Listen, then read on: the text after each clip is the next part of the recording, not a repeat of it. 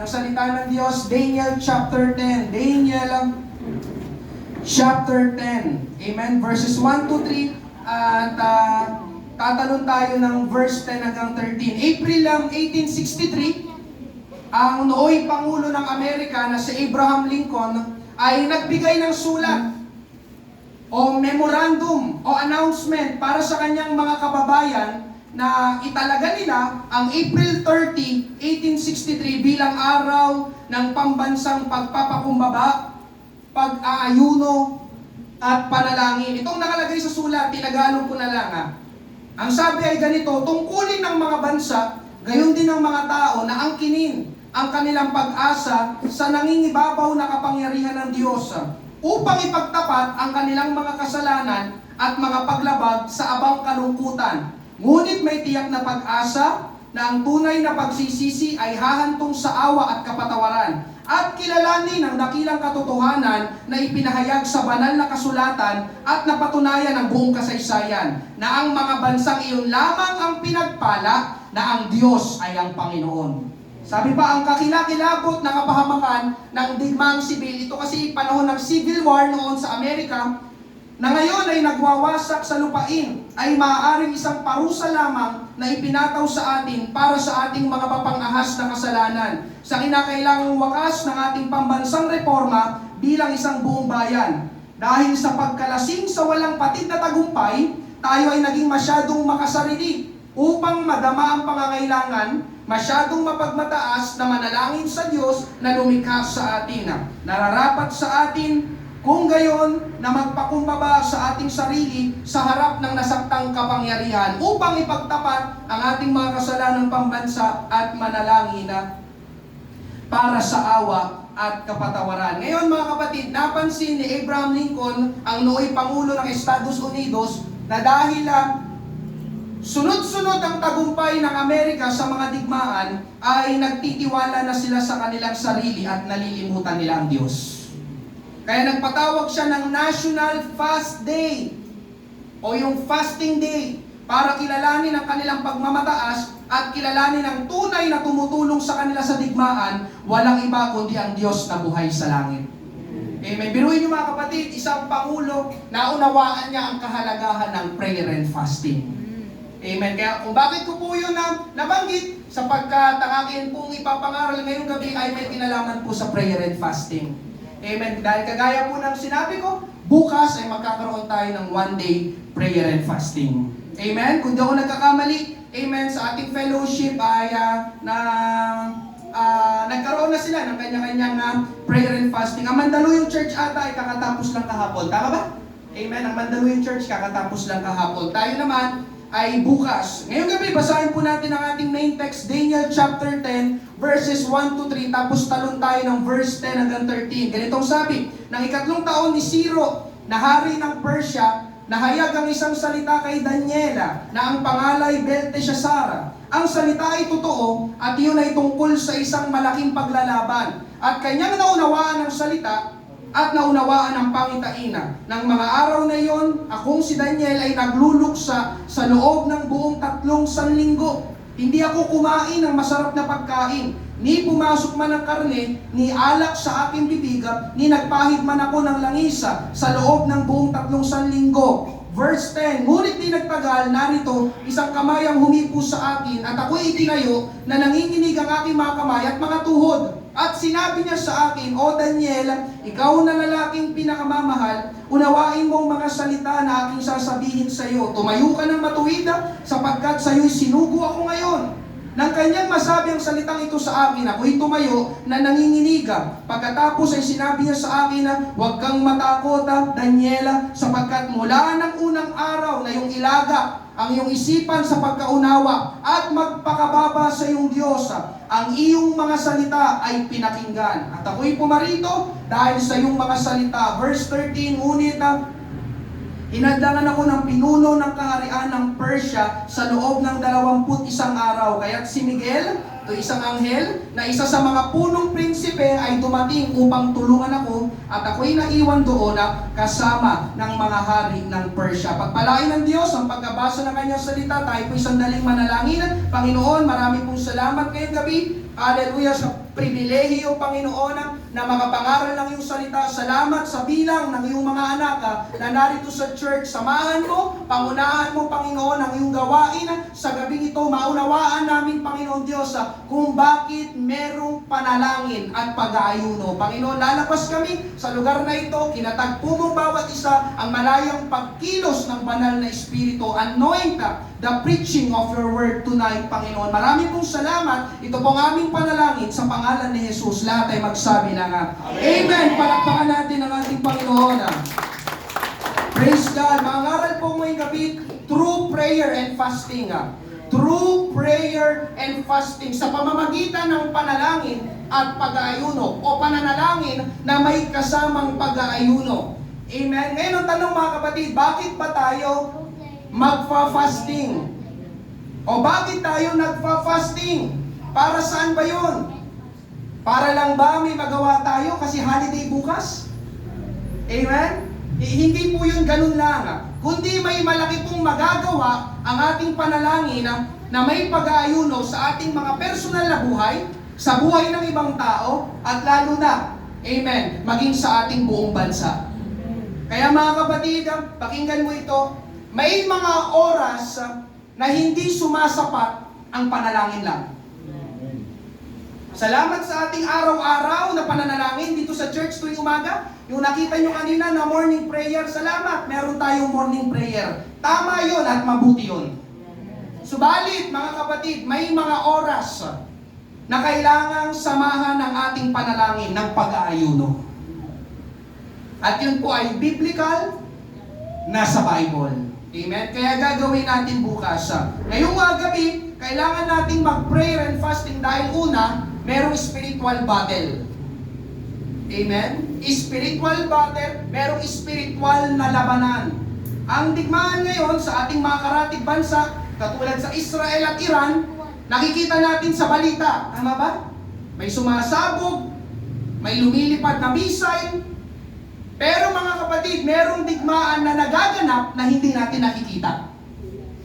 Dahil ito'y labanan o digmaang espiritual. Yes, hindi nakikita ng ating physical na mata, pero may nagaganap. Katulad ngayong gabi mga kapatid, may nagaganap na digmaan na hindi natin nakikita. Ito'y isang labanang espiritual. At kadalasan, itong labanan na ito mga kapatid ay konektado sa panalangin. Amen? Sino sa inyong nananalangin? Amen. Sino sa inyo na ang panalangin ay nasasagot palagi? Amen. Praise God. Sino sa inyo na ang inyong panalangin ay nasasagot kaagad? Amen. Praise God. Hallelujah. Sana all. Mamaya papapray ako ni Rebecca. Sino sa inyo na ang panalangin nyo ay parang hindi gumagana? Dahil parang walang nangyayari. Amen? Walang dumating, walang natanggap, walang nangyari. Amen? Hallelujah. Ngayong gabi, mga kapatid sa ating Panginoon, hindi po yun, sino po sa inyo na-frustrate na dahil walang nangyayari sa inyong panalangin?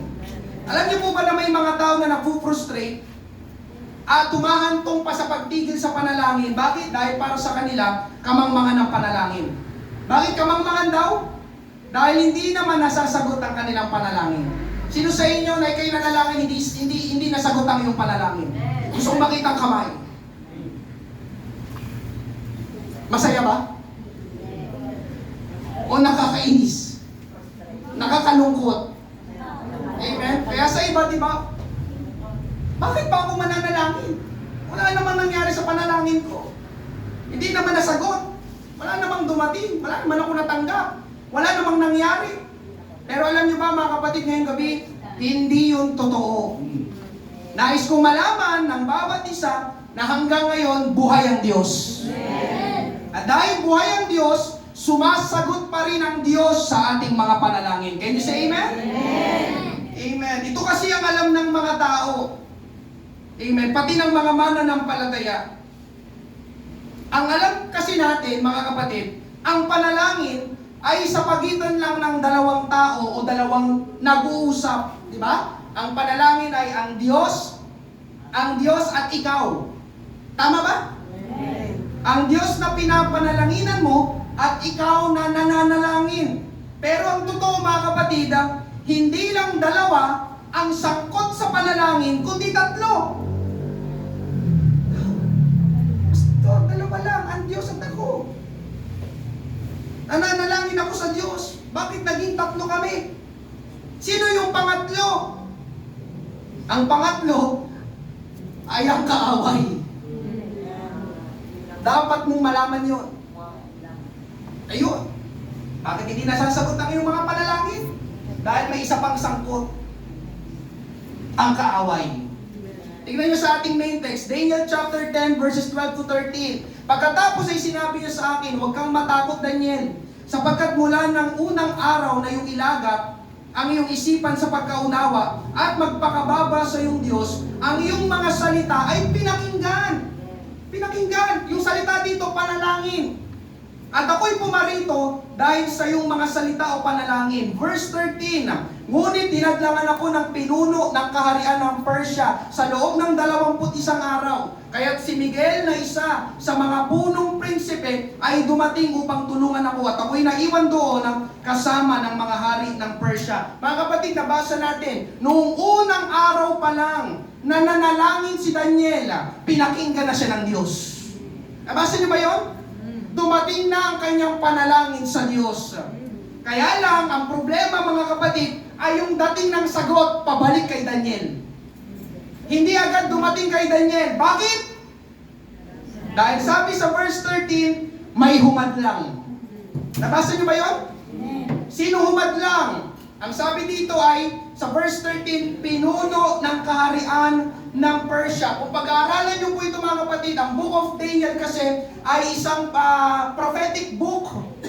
Amen? Parehas sila ng revelation. Itong pinuno ng kaharian ng Persia ay hindi literal na tao, kundi ito'y tumutukoy sa kaaway. Ito'y tumutukoy sa demonic forces. Ito'y tumutukoy, amen, sa demonic powers. Itong pinuno ng kaharian ng Persia na humadlang, hinadlangan ang sagot sa panalangin ni Daniel, kaya tumagal ng ilang araw bago niya natanggap ang sagot.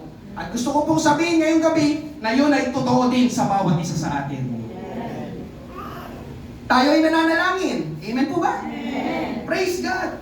Pero mga kapatid, ang ating panalangin ay hindi yung ganun kadali lang na iniisip natin, na para bang in-order mo lang sa Shopee, at paglipas ng ikatlong araw ay matatanggap mo na ang in-order mo. Di ba mabilis ang order sa Shopee, sa Lazada? Amen? 3 days lang, nandyan na. Kung ma-delay man, 4 days, 5 days. Pero di ba, dumarating order, mabilis lang. Di ba? Pero mga kapatid, sa panalangin, paminsan ay hindi ganun ang nangyayari. Minsan, tumatagal. Kay Daniel, sa tagpong ito, tumagal ng 21 days. Pero sa totoong buhay, minsan hindi lang 21 days. Baka buwan pa. Baka taon pa ang itagal. At isa sa mga dahilan, mga kapatid, ay dahil may kaaway na humahad lang na makarating sa atin ang sagot sa ating panalangin. Amen? Kaya ito po mga kapatid, ang totoong larawan ng panalangin ayon sa ating main text. Ang totoong larawan ng ating panalangin ay makikita niyo sa inyong harapan, God, amen, who we ask. Pangalawa, ask, who do the asking, and the enemy who tries to fight what we are asking. Amen. Sa Tagalog, ang Diyos na pinapanalanginan o hinihinga natin, tayo na nananalangin o humihingi. At ikatlo, ang kaaway na sinusubukang pigilan o hadlangan ang pinapanalangin natin. Kaya hindi lang dalawang sangkot sa panalangin, kundi tatlo. Amen?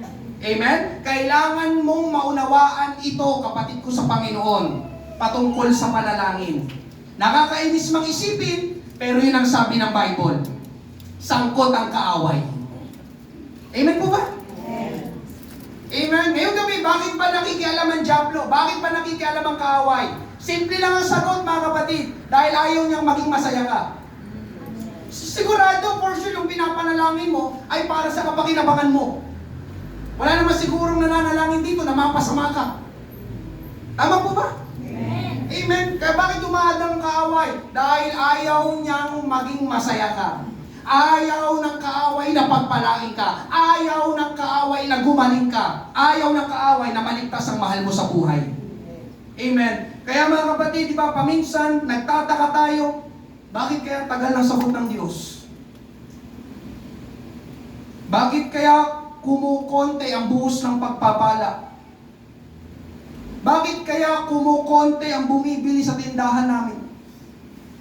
Bakit ibang napopromote sa trabaho at hindi ako? Bakit kung kailan ako nagpasya na sumunod sa Panginoon, tsaka naman ako papapasukin ng Sabado at Linggo? Bakit kaya hindi gumaling-galing ang sakit ko? Bakit hindi makita ng tatay ko, ng nanay ko, ng kapatid ko, yung mga katotohanan sa salita ng Diyos na nakikita ko? Bakit yung mga dinadala ng Panginoon dito sa church biglang nawawala? Ang sagot, mga kapatid, ay dahil may kaaway. John chapter 10 verse 10, dumarating ang magnanakaw para lang magnakaw, pumatay at mangwasak. Itong diablo, mga kapatid, itong ginagawa niya, ninanakaw ng kaaway ang mga pagpapala na hinihingi mo sa Panginoon. Sino dito kapag nananalangin ka, kasama ang pagpapala? Lord, bless me. Lord, bless us. Bless our family. Bless our job. Bless our business. Mga kapatid, isa sa mga ginagawa ng kaaway, ninanakaw niya yung pinapanalangin mo sa Diyos na pagpapala. Nakita niyo ba? Ginagawa ng kaaway? Pumaparito ang magnanakaw, upang magnakaw, pumatay at mangwasak. Amen? Pinapatay ng kaaway yung alab, yung ningas ng apoy sa loob mo para magpatuloy sa paglilingkod sa Panginoon. Amen? At winawasak ng kaaway ang relasyon natin sa Panginoon. Winawasak ng kaaway ang maraming buhay sa kapanahunan natin ngayon. Amen? At kung ganito ang ginagawa ng kaaway, mga kapatid, ang tanong, ano naman ang gagawin natin? Tutungangan na lang ba tayo? At hahayaan ng kaaway na gawin ang masasamang bagay na ito sa atin? Hayaan mo lang bang bugbugin ka ng kaaway, ng diablo? Ngayong gabi, mga kapatid, ang tamang gawin, amen, lalo na kapag ikay nananalangin, ay magpatuloy pa rin sa panalangin. Amen. At hindi lang yun. Dito na papasok yung panalangin na may kasamang pag-aayuno.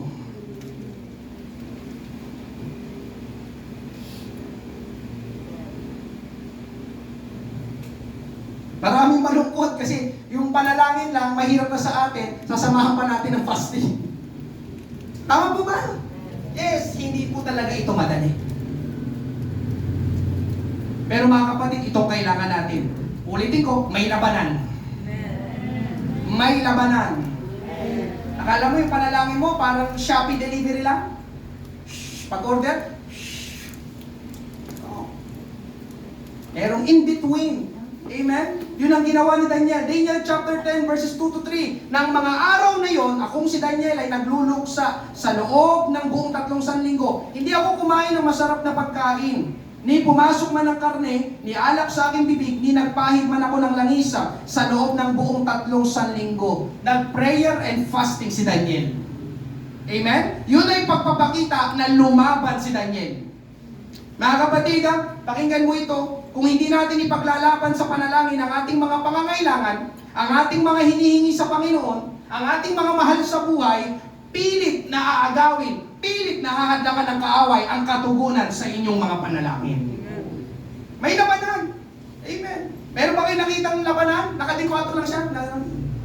Nababarilan sila. Hindi.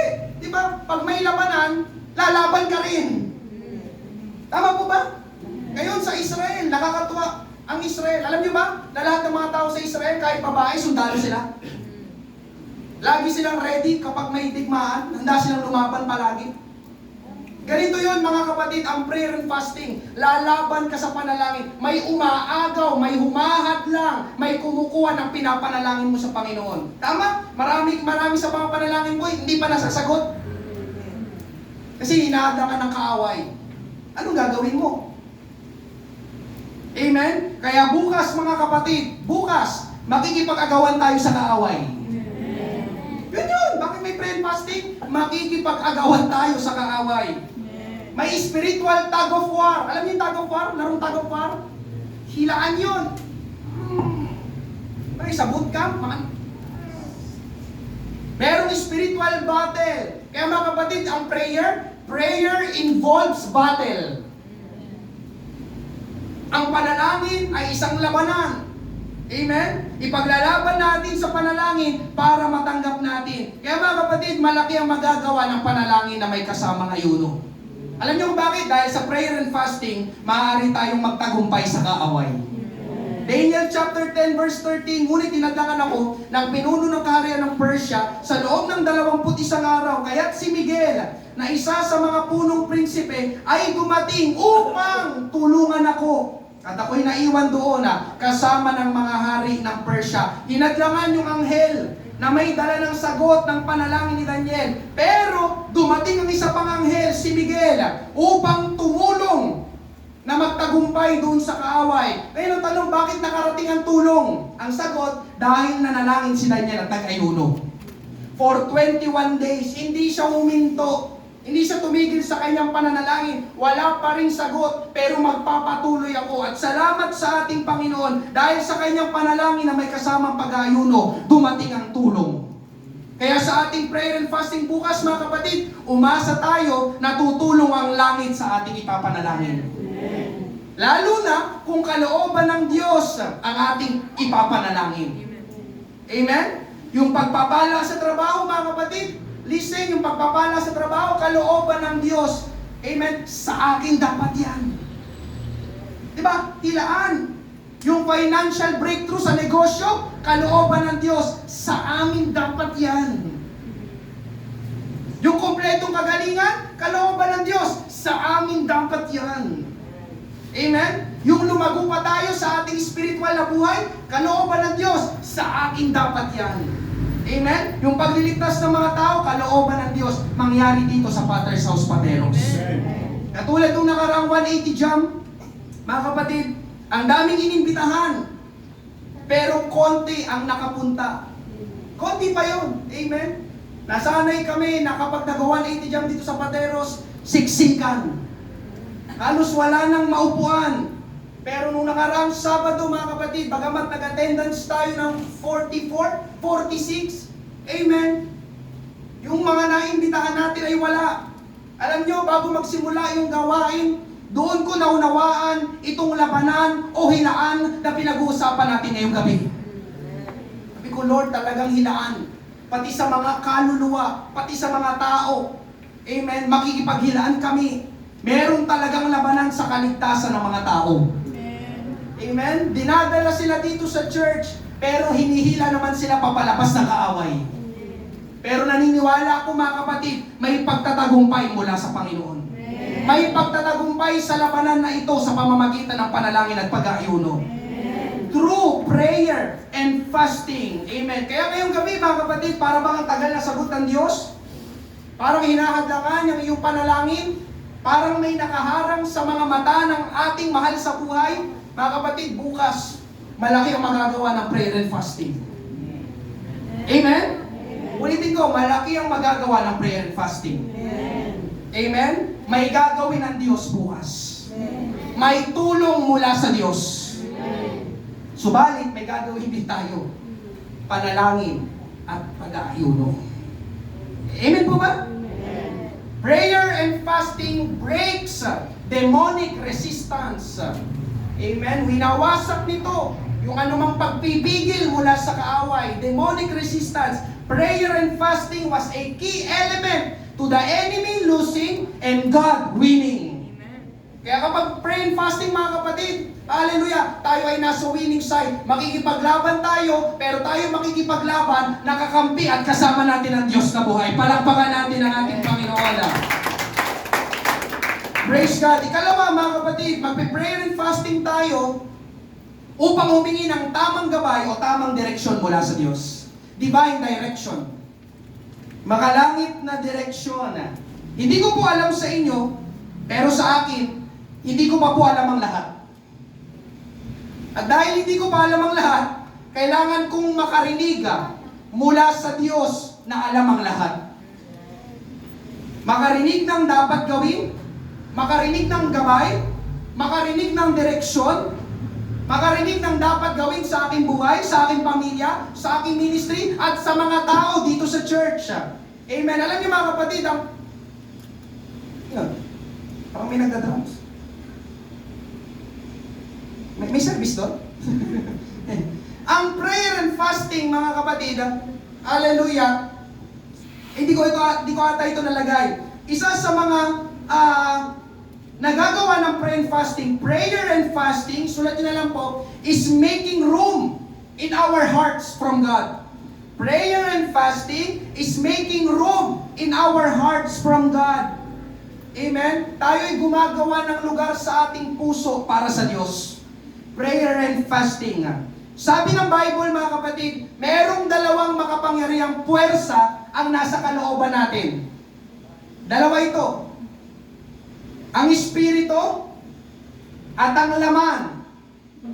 Amen? Ang Espiritu at ang laman. Amen? Merong dalawang makapangyarihang puwersa ang nasa kalooban natin, ang Espiritu at ang laman. Amen? Ang dalawang iyon ay parehong buhay sa ating kalooban. Kaya lang, mga kapatid, ang dalawang iyon ay magkalaban. Magkasalungat kontra sa isa't isa. Nandun sa loob ng CR. Nandun sa kusina. Wala dito. Dito ba? Yung drum po yan. Ay, yung drum. Ayun, yung drums pala. Praise God. Thank you. So, mga kapatid, ulitin ko, ang Espiritu at ang laman. Ang dalawang ito ay parehong buhay sa ating kalooban. Kaya lang, ang dalawang ito ay magkalaban, magkasalungat, kontra sa isa't isa. Romans chapter 8, verses 5 to 8. Sapagkat ang mga ayon sa laman ay nagtutuon ng kanilang isipan sa mga bagay ng laman. Subalit ang mga ayon sa Espiritu ay sa mga bagay ng Espiritu. Sapagkat ang kaisipan ng laman ay kamatayan, subalit ang kaisipan ng Espiritu ay buhay at kapayapaan. Sapagkat ang kaisipan ng laman ay pagkapuot laban sa Diyos, sapagkat hindi ito napapasakop sa kautusan ng Diyos ni hindi nga maaari, at ang mga nasa laman ay hindi makapagbibigay lugod sa Diyos. Mga kapatid, magkalaban itong dalawa. Ang laman, ito yung bahagi sa ating buhay na gustong gumawa ng kasalanan. Hindi pinangangalagaan ang kalooban ng Diyos at hindi iniibig ang mga bagay ng Diyos. Kaya sa tuwing makakarinig kayo sa pangangaral ng salitang laman, yun po ay isang negatibo at hindi mabuti. Naunawain niyo po ba? Amen? Kapag nakarinig kayo ng salitang laman, yun po ay negatibo. Sa kabilang banda, ang Espiritu, ito naman yung bahagi sa ating buhay na gustong gawin ang tama, pinahahalaga ng kalooban ng Diyos at iniibig ang mga bagay ng Diyos. Sa madaling sabi, mga kapatid, ang laman ay hindi ayon sa Diyos at ang Espiritu ang ayon sa Diyos. Ngayon, ang tanong, alin sa dalawa ang nananaig sa atin? Ang laman o ang Espiritu ng Diyos? Buhay ito parehas sa atin. Nagtatalo silang dalawa na gustong kumontrol sa ating buhay. Kaya ang tanong, anong nananaig? Kahit na born again ka na, amen? Nag-a-activate pa rin yung ating flesh, yung ating laman. Dahil kung hindi na gumagana yung ating laman, wala na sana nagpa-backslide sa Panginoon. Pero ito'y buhay, mga kapatid. Kaya ang tanong ngayong gabi, sinong nananaig sa'yo? Ang Espiritu ng Diyos o ang iyong laman? Delikado kapag ang laman ang nananaig sa atin. Siguradong papunta tayo sa kapahamakan at papalayo tayo sa Diyos. At dahil papalayo tayo sa Diyos, hindi natin maririnig ang tinig ng Diyos. Amen? Kaya ang dahilan kung bakit tayo magkakaroon ng prayer and fasting ay upang patayin ang laman o pahinain ang laman na nasa atin. Amen? Kasi nga, fasting. Ano bang fasting? Hindi ka kakain. Ang pagkain ay isa sa mga pangunahing ginagawa natin. Amen po ba? Kompleto nyo ang almusal, tanghalian, may merienda pa at hapunan. Pero sa prayer and fasting, isinasantabi natin ang pagkain. Tama ba? Kaya sabi ko, hindi madali. Sa prayer and fasting, mahinay amen ka. Amen. Amen po ba? Amen. Isinasantabi natin ang pagkain na pangunahing ginagawa natin na parte ng buhay natin. Sino kumakain sa inyo? Araw-araw. So parte ng buhay ang pagkain. Ang kumain. Amen? Pero ngayong gabi, mga kapatid, simula bukas, isasantabi natin ang pagkain. Bakit? To make room for God. Pahihinain yung laman. Bakit natin gagawin yon? Mga kapatid, upang mas mapalapit tayo sa Diyos. Kasi bukas, prayer and fasting, makikipag-usap ka lang sa Diyos. Halos yun lang ang gagawin bukas. Amen po ba? Amen. Siguro sa iba kasi hindi pa pamilyar. Ay nga first time, pero sa mga matatagal na, amen, sa mga nakapag-prayer and fasting na, alam nyo na ito. Amen? Upang makarinig tayo mula sa Diyos, mas maging malinaw sa atin ang tinig o salita ng Diyos. Kaya pakiusap bukas sa mga mananalangin, hindi lang pagkain ang isasantabi natin, isasantabi din natin ang cellphone. Ang sabi ko, isasantabi din natin ang cellphone. Amen. Ay pupunta pa kaya bukas? Amen. Alam niyo ba yung cellphone? Laman yan.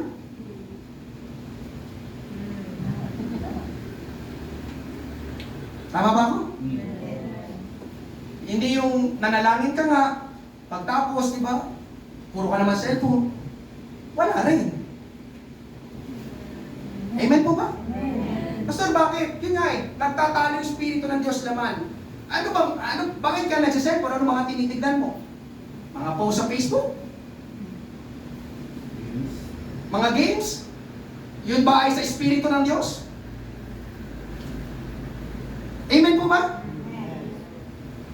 Anong kinalaman nun sa ating spiritual? Kaya hindi makakatulong, pinapatay nga natin ang laman. Pinapahina, to make room for God. Pag cellphone ka ng cellphone, ang mas lumalakas, ang mas naririnig mo, ang mas nakikita mo, mga bagay ng sanlibutan. Amen. Kaya ang tamang gawin bukas mga kapatid, pagtapos manalangin, magbasa ng Bible. Makipag-fellowship.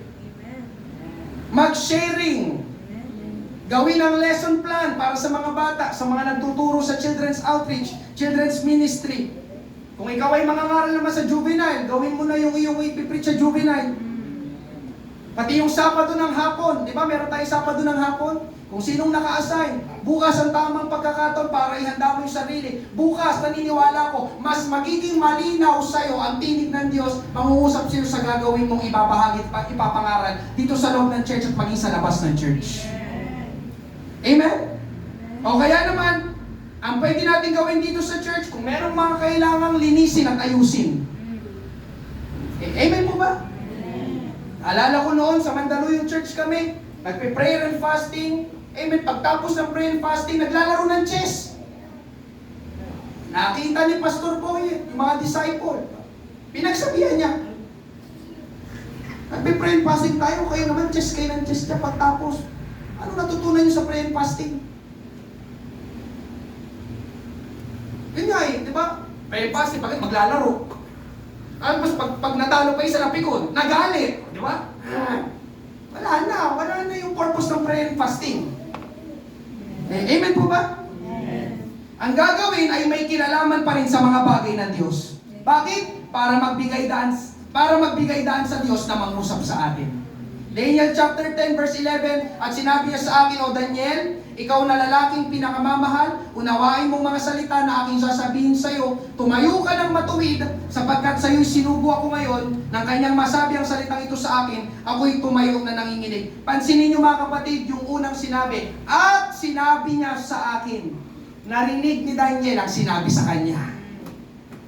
Nakarinig siya mula sa Diyos. Bakit? Dahil finokus niya ang sarili niya na kausapin ng Panginoon sa panalangin na may kasamang pag-aayuno. Ngayong gabi mga kapatid, lalo na kung may mahalagang desisyon na kailangan gawin. Sino sa inyo may mahalagang desisyon na kailangan gawin? Humingi ng gabay at karunungan sa Panginoon sa prayer and fasting. Alam niyo ba yan mga kapatid, pwede natin tanungin ang Panginoon sa gagawin natin? Ulitin ko, pwede natin tanungin ang Panginoon sa gagawin natin? Amen. Yun ang ginawa ni David. Tingnan nyo, basahin natin, 2 Samuel 5, 19-20, 22-23. Kaya nagtanong si David sa Panginoon. Nagtanong si David sa Panginoon. Amen. Sasalakayin po ba namin ang mga Filisteo? Ipapatalo niyo po ba sila sa amin? Sumagot ang Panginoon. Sino sumagot?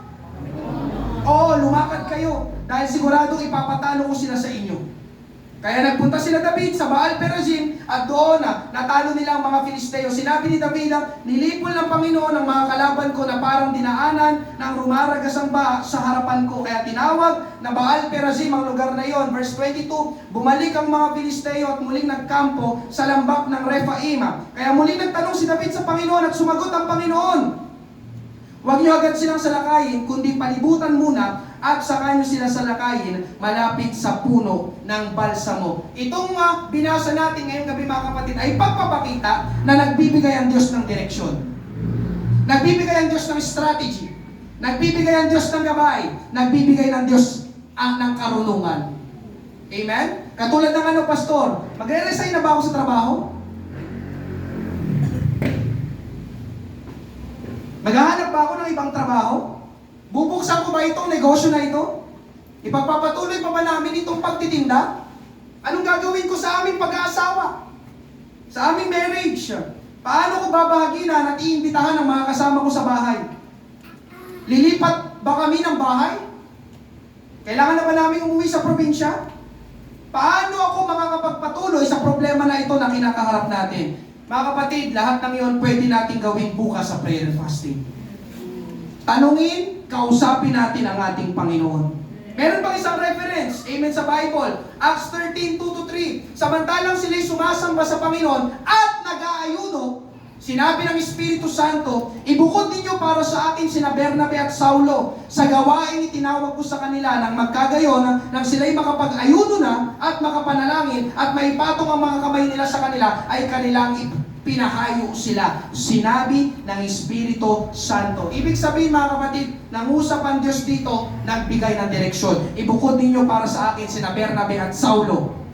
Kailan nangyari yun? Na nangusap ang banal na Espiritu? Habang sila ay nananalangin at taga-ayuno.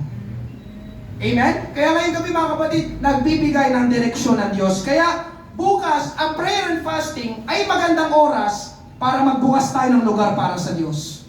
Para makarinig tayo mula sa Diyos. Para malaman natin kung anong sagot ng Panginoon. Para malaman natin kung anong gustong ipagawa ng Panginoon. Naalala ko noong pandemic, tuwing Sabado sa Mandaluyong Church, meron kaming prayer and fasting. Every Saturday yon, 2020.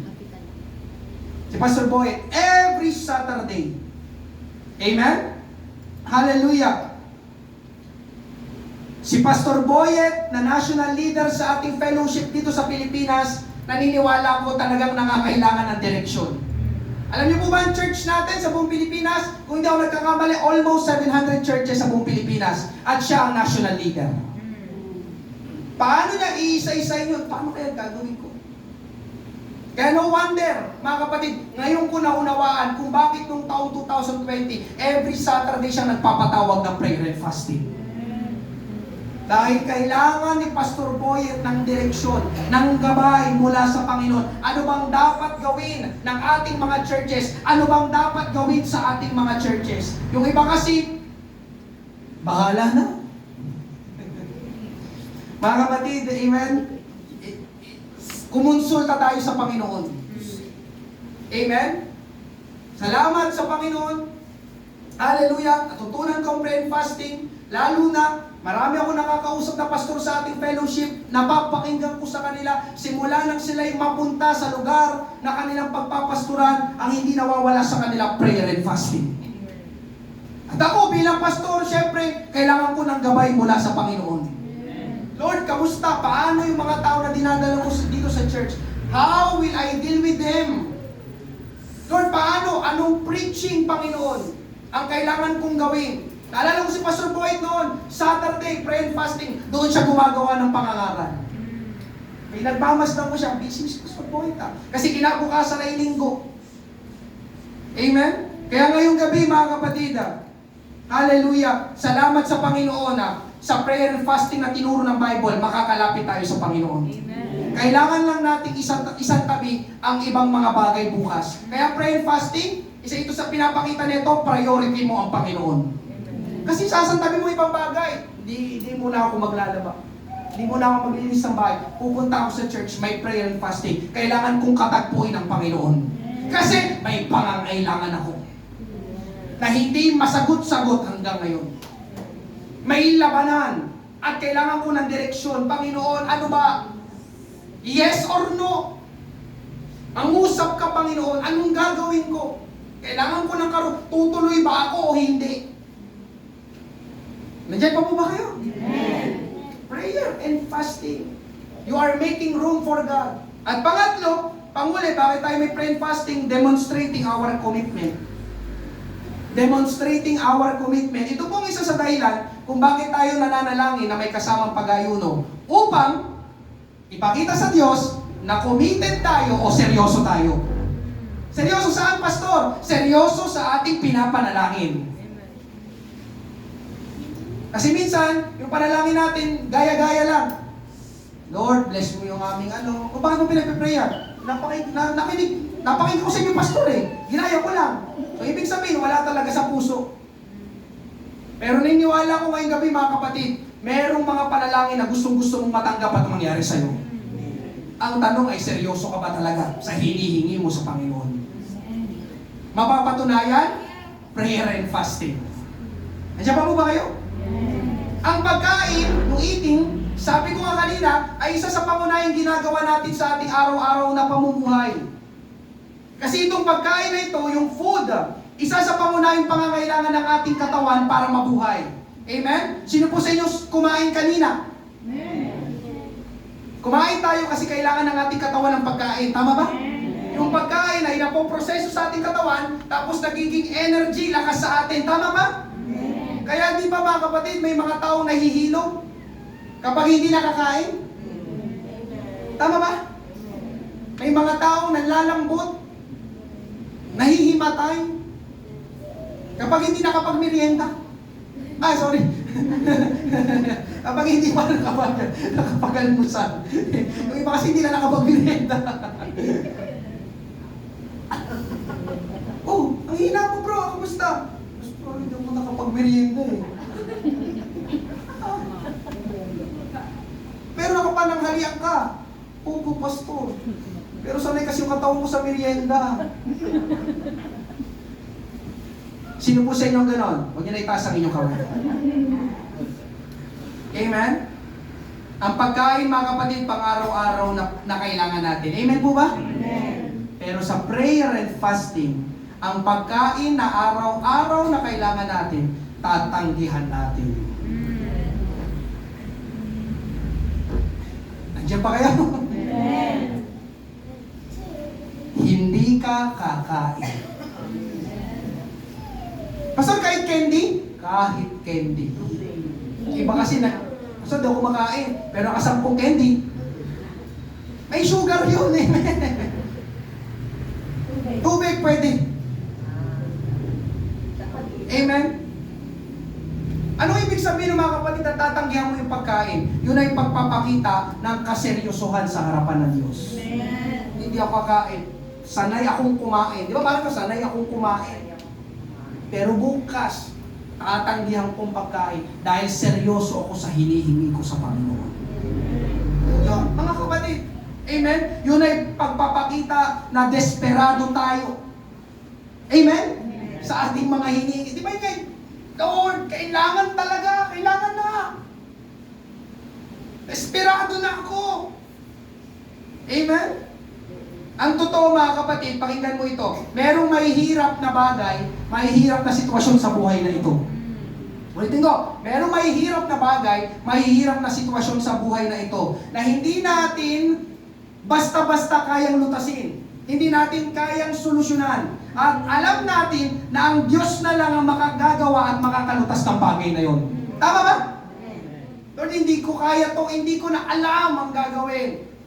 Help me! Bukas, pwede natin gawin yun sa prayer and fasting. Amen? Nandito ang ilang mga halimbawa, bilisan na lang natin. Amen? Ezra 8, 21, 23.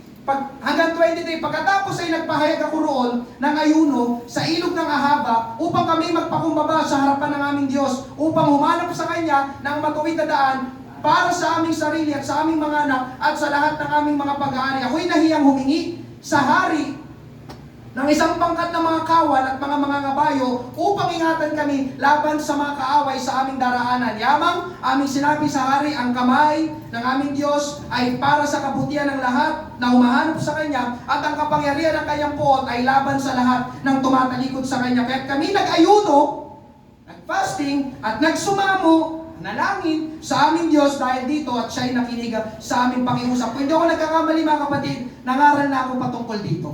Ito yung tagpo na pinabalik ng hari sa Babylonia, ang mga Hudyo pabalik sa Jerusalem. Amen? At hindi lang sila basta pinabalik, kundi pinabaunan pa sila ng hari ng Babylonia ng malaking halaga ng pilak at ginto. Sige, uwi na kayo sa inyo, sa Jerusalem. Pero teka lang, amen? Marami kami dito. Silver and gold. Magdala kayo ng marami para ihandog ninyo doon sa inyong Diyos sa Jerusalem. Kaya lang ang problema mga kapatid, maglalakbay sila. At sa kanilang paglalakbay, amen, alam na ng mga Hudyo na merong banta sa kanila, na ibang mga kalaban na pwedeng humarang sa kanila, sa kalagitnaan ng kanilang paglalakbay, salakayin sila, patayin sila, at nakawin ng mga pilak at ginto. Kaya lang, sabi dito sa binasa natin, nahihiya na. Amen? Yung mga Hudyo na humingi ng tulong sa hari ng Babylonia, ang ginawa na lang nila mga kapatid, sila'y nanalangin at nag-ayuno sa Diyos. Lord, hindi namin kaya ito, maglalakbay kami ng ilang araw. Kasama namin ang aming pamilya. Meron pa kaming dalang mga pilak at ginto. At paano na lang mangyayari sa aming paglalakbay? Baka kami salakayin ng mga kalaban. Diba? Mahirap na kalagayan, mahirap na sitwasyon. Hindi nila alam ang gagawin. Pero salamat na unawaan ng mga Hudyo na ito ang panalangin na may kasamang pag-aayuno. Kapag pinagpatuloy niyang pagbabasa, nakarating ng ligtas ang mga Hudyo sa Jerusalem na walang nanakaw at walang namatay sa kanila. Prayer and fasting. Ikalawa mga kapatid, ito na may si Esther. Verse 4, 15 to 16. At sinabi ni Esther sa kanila, nasagutin si Mordecai, ikaw ay humayo. Sabi ni Esther, tipunin mong lahat na Hudyo na matatagpuan sa Susa at ipag-ayuno ninyo ako.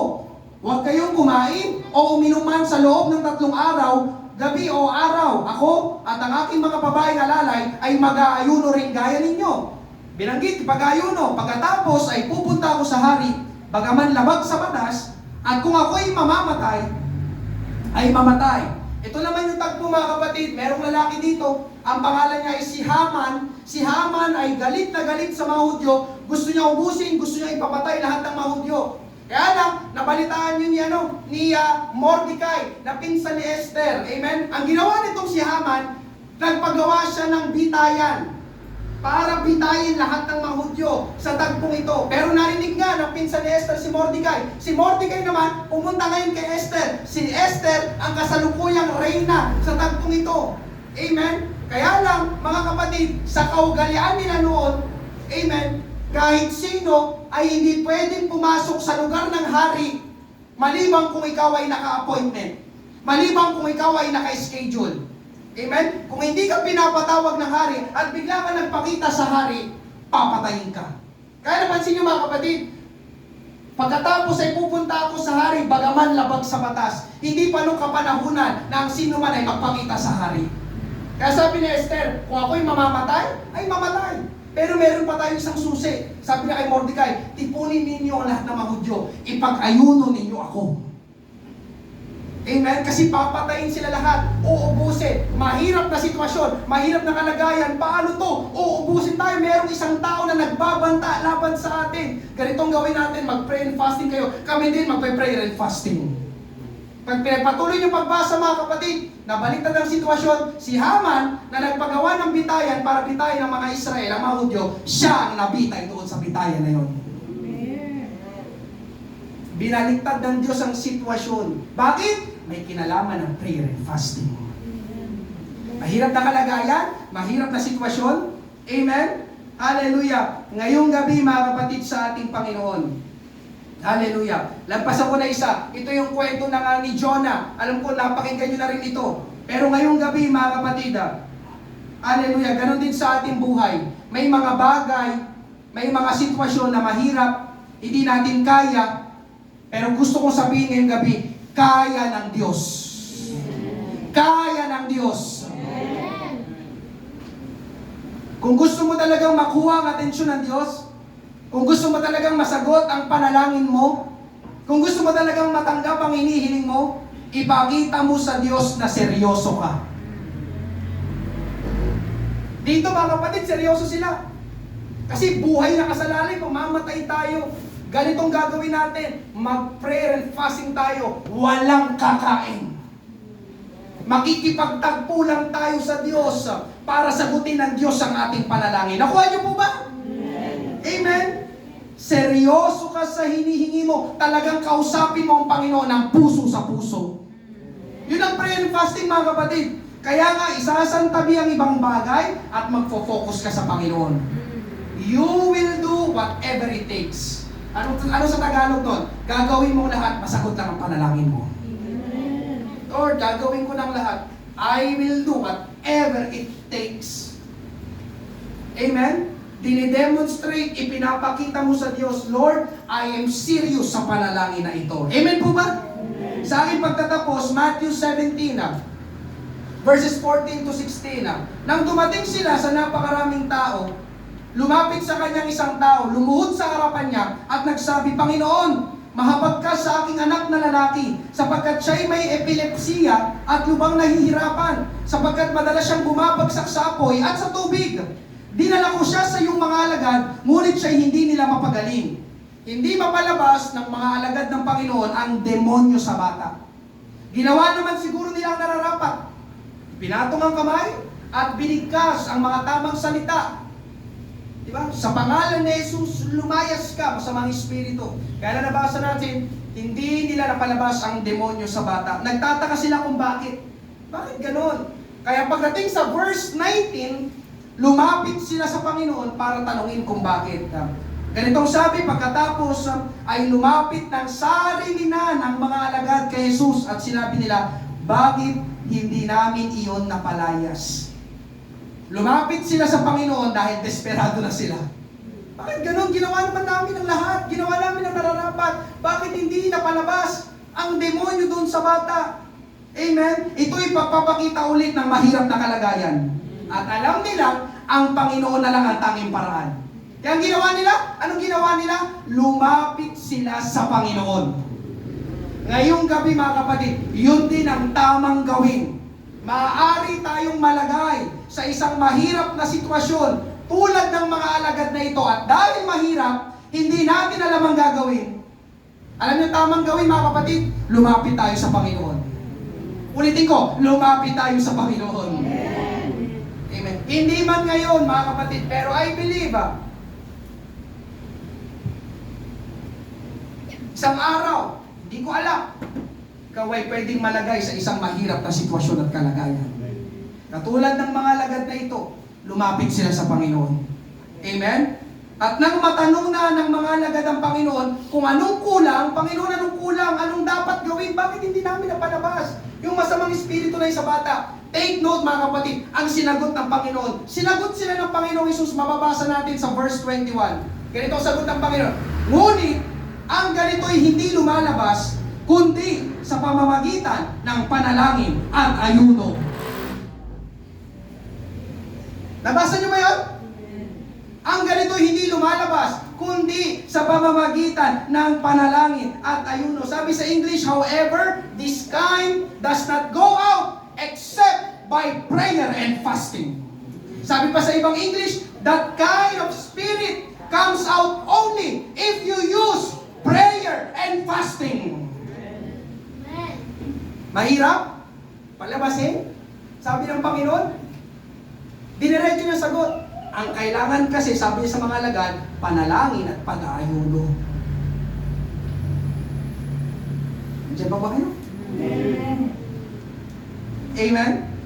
Ang kailangan ay panalangin at ayuno. Amen?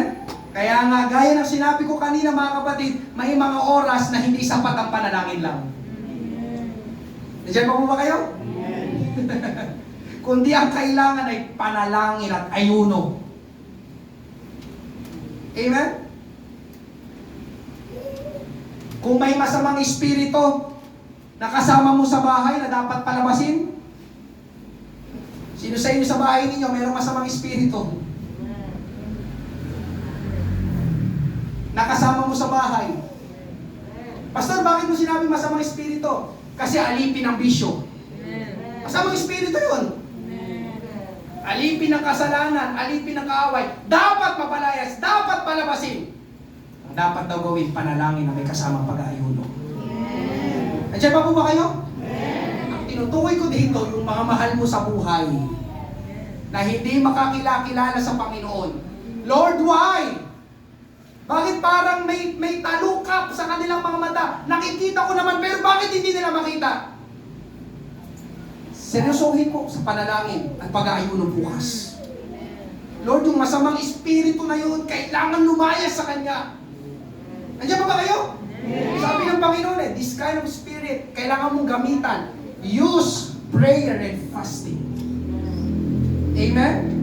Kung may masamang espiritu, listen, na humahad lang para pumasok ang pagpapala sa trabaho mo, sa negosyo nyo, na dapat palabasin, prayer and fasting. Nandiyan pa ba kayo? Masamang espiritu, di ba? Dapat lumayas ito. Sa aming trabaho, sa aming hanap buhay. Amen? Kung may masamang espiritu na nagpapahirap sa ating katawan at isipan, na dapat palabasin, prayer and fasting. Amen? At ganun din mga kapatid, pati sa ating bansa, maraming masamang espiritu sa lahat ng departamento sa ating pamahalaan. Na dapat palabasin. Tama po ba? Malaki ang magagawa. Hindi protesta, prayer and fasting. Nandiyan pa po ba kayo? Kaya ang pamagat ng preaching na ito, through prayer and fasting. Amen? Ang mga mahihirap na kalagayan, pwedeng maging posible sa Diyos dahil sa Diyos, walang imposible. Palakpakan natin ang ating Panginoon. Praise God. Hallelujah. Bago magtapos mga kapatid, sa mga magpe-pray and fasting bukas, wala kasi tayo, hindi ko bubuksan ng monitor bukas. Nag-iisip ako, wala tayong whiteboard. Kaysa gumawa ako ng kartolina, picturean nyo na lang mga kapatid. Ito yung mga kailangan nating ipanalangin bukas. Una, amen, pwede pang-flash, salvation, amen, of our family loved ones. Kaligtasan ng ating mga mahal sa buhay. Sino dito gusto mong maligtas ang iyong mahal sa buhay? Amen! Pray and fasting. Panalangin mo bukas. Diba? Hindi kami makikialam sa'yo. Kung kailangan mong iiyak sila sa Panginoon, then iyak mo. Demonstrating your seriousness, commitment sa Panginoon. Lord, si Papa, si Mama, yung kapatid ko, yung apo ko, yung nanugang namin, yung anak ko. Mga kapatid, napakasarap sa pakiramdam na lahat kayo ay ligtas. Lahat kayo, mga mananampalataya. Amen? Pangalawa, raising up of disciples, mga preachers, magbangon ng Panginoon ng mga lalaking alagad at mga tatayo dito sa likod ng pulpito para mangaral ang salita ng Diyos. Panalangin natin bukas. Amen? Kailangan magbangon ng Panginoon. Pangatlo, amen? Genuine converts. Tagalog nito mga kapatid, yung mga totoong naligtas, totoong nabago ang buhay, totoong mga na-born again. Kagaya ng testimony na kanina ni Clyde, salamat sa Panginoon! Amen! Hallelujah! Ako po ngayon, amen, I'm born again na. Yun dapat! Amen! Hallelujah! Magbago na, magligtas ang Panginoon ng mga tunay na mananampalataya at mga tunay na mananamba sa ating Panginoong Hesus. Amen? Pangapat, desire for ministry. Amen? Hindi lang tayo pumunta sa church, uupo, makikinig. Oo po, hindi yan masama. Amen? Salamat sa inyong pagdalo. Pero mga kapatid, ang ating church ay nananawagan para sa paglilingkod sa Panginoon. Ministry, ibig sabihin ng ministry, service. To serve. Mga maglilingkod sa ating Panginoon sa loob, sa labas ng church. Mga makakasama sa paghayo, makakasama dito sa harapan. Amen. Ang daming ministry sa loob ng church. Amen po ba? Mga teachers sa mga bata. Amen. Ano pang sunod? Spiritual breakthrough. Tayong lahat ito, lumago pa tayo sa ating relasyon sa ating Panginoon. Lumalim pa, mas makilala pa natin ang lubusan, mag-mature pa tayo spiritually. Sunod, attendance breakthrough. Amen? Salamat sa Panginoon. Hallelujah! Meron pang mga wala, puno na ang church, pero huwag tayong makontento, ipanalangin natin, patuloy na punuin ng Panginoon ng mga taong kanyang ililigtas at dadalhin dito sa church. Amen. Maka-breakthrough tayo sa attendance. So, ito mga kapatid, alam niyo noon, ang panalangin ko, nag-attendance na tayo ng 20. Lord, patungtungin mo naman kami ng 30. Amen. Alam mo, sinagot ng Panginoon. Pagdating ng June, tumutungtong tayo ng 30. Ang panalangin ko ngayon, Lord, patungtungin mo naman kami ng 40. Amen. Kahit pa paano mga kapatid, nag-almost 40 tayo. Amen. Nasabi ko, grabe Lord, sumasagot ka nga. Hindi ko nalalaman kung saan nanggagaling yung mga tao na pumapasok dito sa church. Kaya salamat sa mga nag-iimbita. Amen. Anong kasunod? Financial breakthrough. Kailangan mo to. Amen po ba? Hindi sa inyo kailangan ng financial. Bakit pastor ganun? Parang laging kapos, laging kulang. Hindi nga. Pwede may kinalaman ng kaaway. Ipatawid natin ang ating puso. Kailangan tayo maka-breakthrough maging sa ating financial. Amen po ba? Hallelujah. Sa mga may trabaho, sa mga may negosyo, yun. Pwede ka makisangkot bukas. Panalangin mo. Amen. Ganon din ang financial breakthrough dito sa church. Amen. Tayo po ay patuloy na nagbabayad. Amen. Ng renta dito. Ayun nga, nag-iipon pa tayo ngayon. Salamat sa Panginoon. Hallelujah. Kailangan natin ng breakthrough sa ating pananalapi. Amen. Kasunod, bigger church, bigger sanctuary. Mas malaking lugar na pagdadausan. Amen. Para sa ating panambahan. Yung ating church. Palawakin ng ating Panginoon. Sabi ng Panginoon, panalangin kayo ng panalangin ng pagliligtas. Di na nga kayo kasya sa lugar ninyo. Saan nyo dadalhin? Isasabit nyo dyan? Amen mo ba? Bigger church. Kasunod, yung may-ari, the landlord agreed not to raise the rent. Ipanalangin natin si Sir Nico. Pabanggitin ko yung kanilang mga pangalan. Yung may-ari ng lugar na ito, si Sir Nico at si Ma'am Mayor Lorenzo. Pumayag sila na wag nang magtaas ng upa sa lugar na ito. Amen. Sa January, kakausapin ko silang muli. Samahan niyo ako sa panalangin. Hipuin sila ng ating Panginoon. Amen? Amen. Sunod, miracle healing. Sa mga nangangailangan ng kompleto at ganap na kagalingan, totoong pagalingin kayo ng ating Panginoon. Amen? Amen. Kasunod, ito mahalaga din ito, nations recovery. Yun nga, isama din natin sa ating panalangin ng ating bansa. Amen. Nakakalungkot masabihin. Pero mga kapatid, nakakaawa ang Pilipinas. Ilang beses kong napakinggan, kahit kay Pastor Boyet, na noon, amen, ang Pilipinas ang isa sa mga mayamang bansa dito sa Southeast Asia. Pero ngayon, isa na tayo sa pinakamahirap. Totoo yun. Kapag iiwanan ng Pilipinas, bakit? Kasi dito, puro politika. Pinupolitika lahat. Kung dapat na gawin sa ganito, ibinubulsa. Sorry, pero yun ang totoo, di ba? Panalangin nyo, yung mga leaders natin sa government, makakilala sila sa Panginoon. Posible ba yung pastor? Naniniwala ako, posible yun. Amen po ba?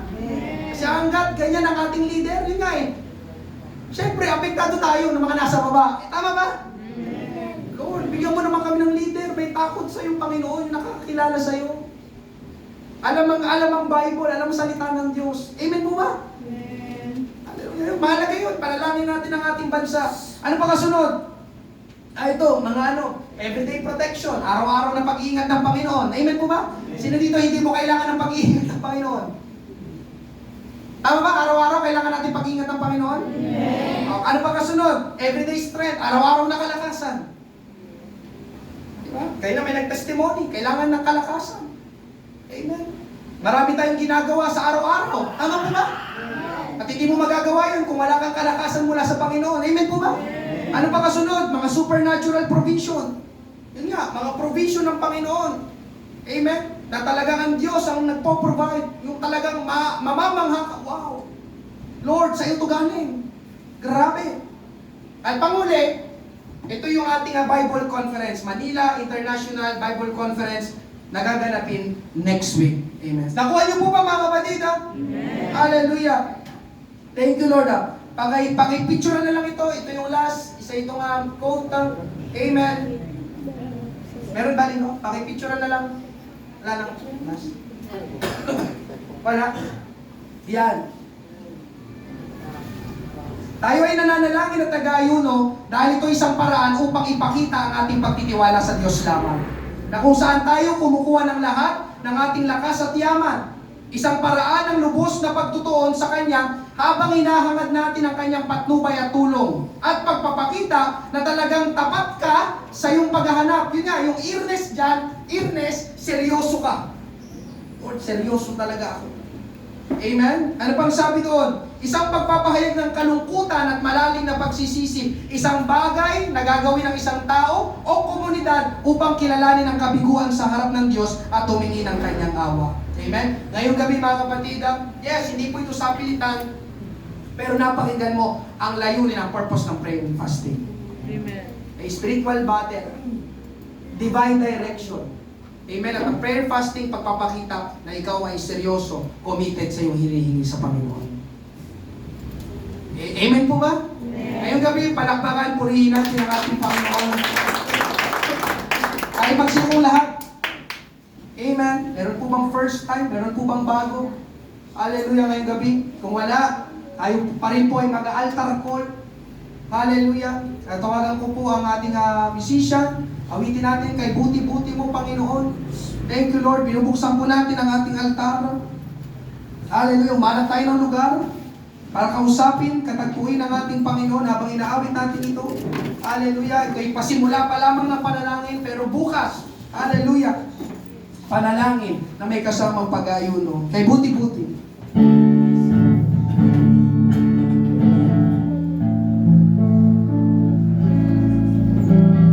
Buti-buti mo, Panginoon. Lord, help, Lord God, my brethren, brothers and sisters, Panginoon Diyos in Christ. Hallelujah, Lord, help them sa pangangaral ng iyong salita na kanilang napakinggan, Panginoon. Hallelujah, Lord, kanilang seryosohin, O Diyos, ang gawain bukas ng pananalangin na may kasamang pag-ayuno. Napakahalaga, Panginoon Diyos, ng panalangin na may kasamang pag-ayuno. Ito'y unang beses namin gagawin. Panginoon, usap ka sa bawat isa. Marami kaming pangangailangan, O Diyos, at karamihan sa aming mga pangangailangan, Panginoon Diyos, ay mga mahigpit na pangangailangan, Panginoon. May mga sitwasyon, kalagayan sa aming buhay, Panginoon Diyos, na tila, Panginoon, hindi namin alam ang gagawin na mahirap, Panginoon Diyos, at alam namin, tanging Ikaw ang solusyon, tanging Ikaw ang paraan, tanging Ikaw ang makakatulong, tanging Ikaw ang makagagawa sa amin, Panginoon. Hallelujah. Lord, thank you, Lord. Samahan mo kami bukas, pamulangan mo kami. Ihanda namin ang aming sarili, ihanda namin ang aming puso bukas, Panginoon. Katatagpuin ka namin, O Diyos, sa pananalangin na may kasama ang pag-ayuno. Glory, glory, glorify your name. Praise God, praise God, praise God.